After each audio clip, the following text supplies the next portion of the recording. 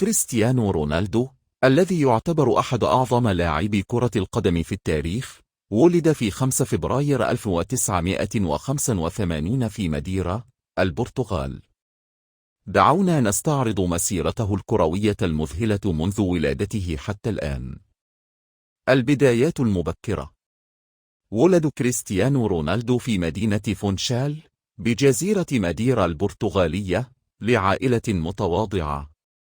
بدأ رونالدو يلعب كرة القدم في سن مبكرة جدا، وكان يلعب لفريق أندورينها المحلي. في سن 10 انتقل إلى نادي ناسيونال المحلي، حيث أظهر قدرات استثنائية. أكاديمية سبورتينغ لشبونت. في سن 12 انضم رونالدو إلى أكاديمية سبورتينغ لشبونت، حيث تلقى تدريبا مكثفا. لعب لأول مرة مع الفريق الأول لسبورتينغ لشبونت في عام 2002 عندما كان عمره 17 عاما. سرعان ما لفت أنظار الأندية الأوروبية الكبرى بفضل مهاراته وسرعته الفائقة. مانشستر يونايتد.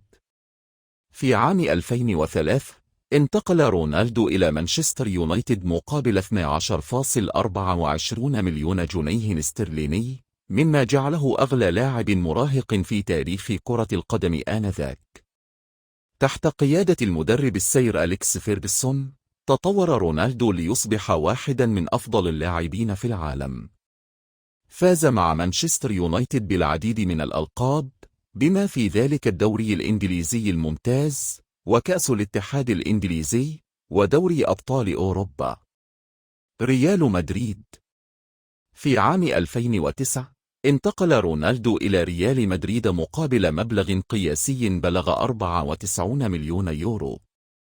في ريال مدريد أصبح رونالدو أيقونة النادي، وساهم في تحقيق العديد من الألقاب، بما في ذلك دوري أبطال أوروبا 4 مرات، والدوري الإسباني مرتين. سجل رونالدو أكثر من 450 هدفا مع ريال مدريد، مما جعله هداف النادي التاريخي. يوفنتوس. في صيف 2018 انتقل رونالدو إلى يوفنتوس الإيطالي مقابل 100 مليون يورو. واصل رونالدو تقديم أداء رائع في إيطاليا، حيث فاز بالدوري الإيطالي مرتين وأصبح هداف الفريق.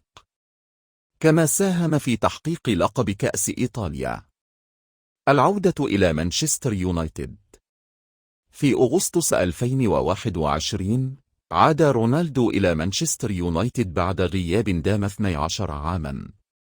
قدم أداء جيدا مع الفريق الإنجليزي، لكنه لم يحقق نفس النجاح الذي حققه في فترته الأولى.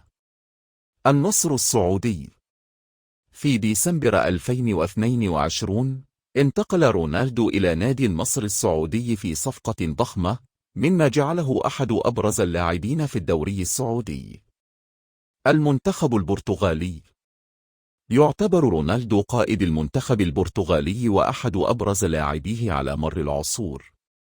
قاد المنتخب للفوز ببطولة أوروبا 2016 ودوري الأمم الأوروبية 2019. أصبح الهداف التاريخي للمنتخب البرتغالي وأحد أبرز الهدافين في تاريخ كرة القدم الدولية. إنجازات وأرقام. فاز بالكرة الذهبية 5 مرات: 2008، 2013، 2014، 2016، 2017. حصل على العديد من الجوائز الفردية والجماعية. سجل أكثر من 800 هدف في مسيرته الاحترافية. يعتبر أحد الهدافين التاريخيين لدوري أبطال أوروبا. الخاتمة.